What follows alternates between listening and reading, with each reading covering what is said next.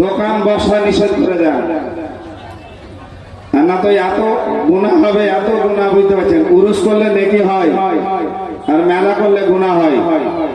কিন্তু এখন উরুসের পরে এই সঙ্গে যে মেলা হচ্ছে, বুঝতে পারছেন, তো উরুস করে নেকি যতটা পাবেন পাবেন আল্লাহ পাকই জানে, কিন্তু গুনাহ যা পাবেন তাই অঞ্চলবাসীও হয়তো পারবে। তারই জন্য আমি বলি, কিন্তু এখন ব্যাপার হয়ে গেছে এটাই যে যতই বলবে বল, আমাকে কান করেছে ঢোল। বুঝেছেন? যাই হোক, একবার দরুদে পাক করুন, আল্লাহুম্মা